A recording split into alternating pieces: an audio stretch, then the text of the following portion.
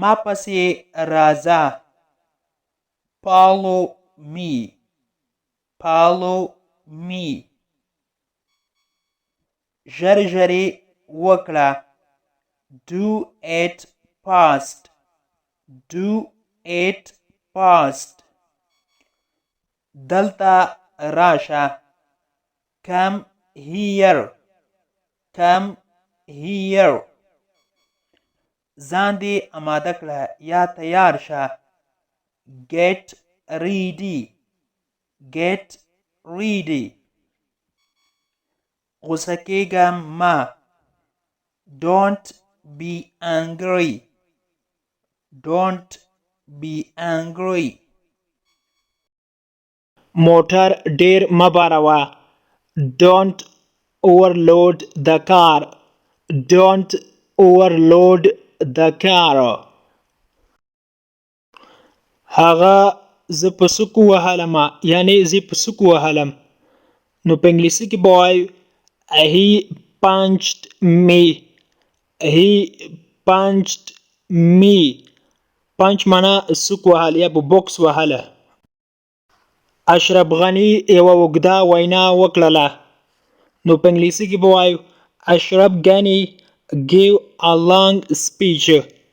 Ashraf Ghani gave a long speech. علي یو ناشکره سړی ده. Ali is a thankless man. Ali is a thankless man. thankless ویل کېږي ناشکره. هغوی په سیم کې یوازې دي. نو په انګلیسي کې به وایو They are alone in the class. They are alone in the class. سیګرټ څکولو ته دلته اجازه نشته. یعنی دلته د سیګرټ څکولو لپاره اجازه نشته. نو په انګلیسي کې به وایو Smoking is not allowed here. Smoking is not allowed here. ما مخکې له مخکې نه د غرمې ډوډۍ خوړلې ده. یعنی ما مخکې د غرمې ډوډۍ خوړلې ده. نو داسې به وایو I have already eaten lunch. I have already eaten lunch. هغه دروازه نیمکخه پرېښوده د تازه هوا لپاره. یعنی هغه دروازه نیمکخه یا نیمه خلاصه پرېښوده تر څو تازه هوا راننوځي. نیمه یې خلاصه کړه نیمه یې بنده کړه. نو په انګلیسي کې به وایو He left the door ajar for fresh air. He left the door ajar for fresh air. هغه هره ورځ د غرمې ډوډۍ راوړي. He brings lunch every day. He brings lunch every day. lunch معنا د غرمې ډوډۍ. every day معنا هره ورځ. زما سره نغدې پیسې نشته یا روپۍ نشته. نو داسې به وایو I don't have cash. I don't have cash. cash معنا نغدې پیسې یا روپۍ. هغه هګۍ ماته کړله. He cracked the egg. He cracked the egg. crack معنا ماتول لکه د هګۍ یا د بل څیز. زه نن ورځ باید وختي لاړ شم یا روان شم. نو په انګلیسي کې به وایو I must depart early today. I must depart early today. depart معنا روانېدل یا جلا کېدل. ما تېره شپه یو عجیب خوب لیده. I had a strange dream last night. I had a strange dream last night. هغه یو نابغه هلک ده. He is a genius boy. He is a genius boy. Genius معنا نابغه. boy معنا هلک. پولیسو غلا شوی موټر ونیاوه یا پټ شوی موټر یې پیدا کړ یا ونیو. Police seized the stolen car. Police seized the stolen car.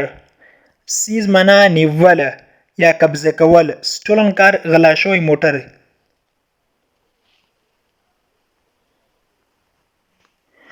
راځه چې چرګ سور کړو. نو داسې به وایي let's fry the chicken. Let's fry the chicken. fry معنا سور کول په غوړیو کې. ستونزې او مشکلات ډیر زیات دي. There are too many troubles. There are too many troubles. troubles معنا مشکلات ستونزې. وایې وره خو هېروی مه. listen but don't forget. listen but don't forget. listen معنا اوریدل. forget معنا هېرول. یعنی وایې وره خو هېروی مه. تیز مزه یا چټک مزه. نو په انګلیسي کې به وایي don't go fast. don't go fast.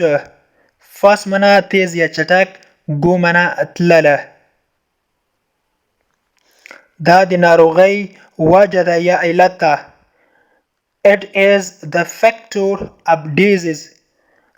it is the factor of disease.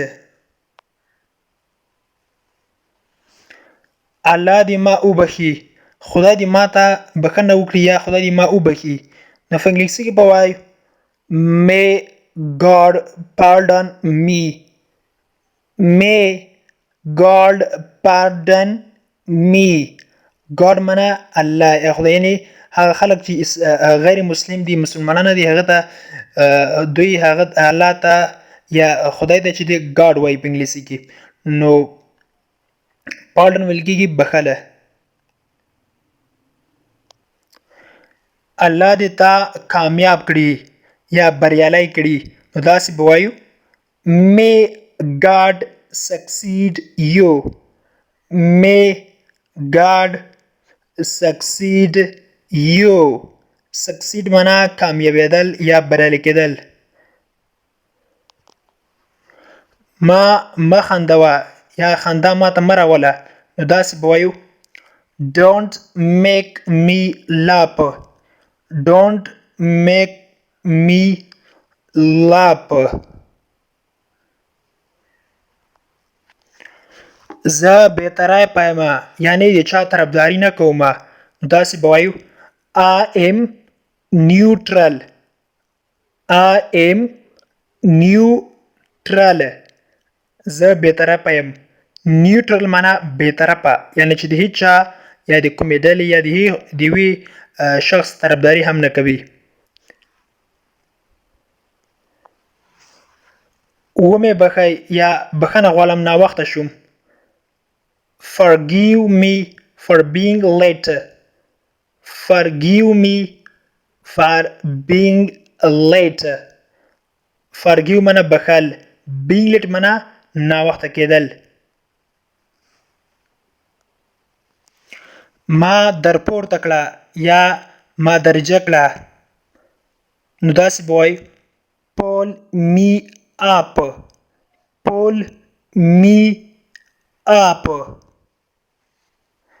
pull up لګېږي جګول یا پورته کول. دا پریزل ورب ده. معنا یې د پورته کول. له ښکته ځي نه جګ ځي ته یو څوک پورته کول یو شی پورته کول هغې ته ویل کېږي pull up. دوی غبرګوني ورونه دي.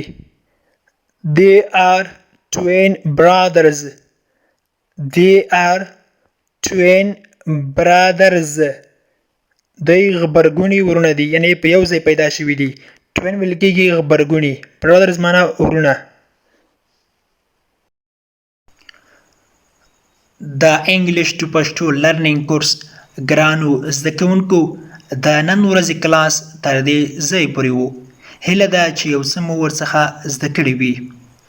که غواړئ چې انګلیسي ژبه په سمپل ساده پښتو ژبه کې زده کړئ نو مهرباني وکړئ د داسې کلاسونو لپاره زموږ چینل سبسکرایب کړئ، ترڅنګ یې د بیل آیکن ووهئ ترڅو زموږ هر نوی کلاس چې موږ روزانه اپلوډ کوو تاسو ته په خپل ټایم در ورسیږي. تر بیا چې زه حاضرېږم تر هغې مو پاک مهربان رب سپارم.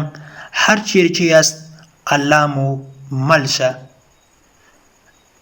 Thank you so much for watching.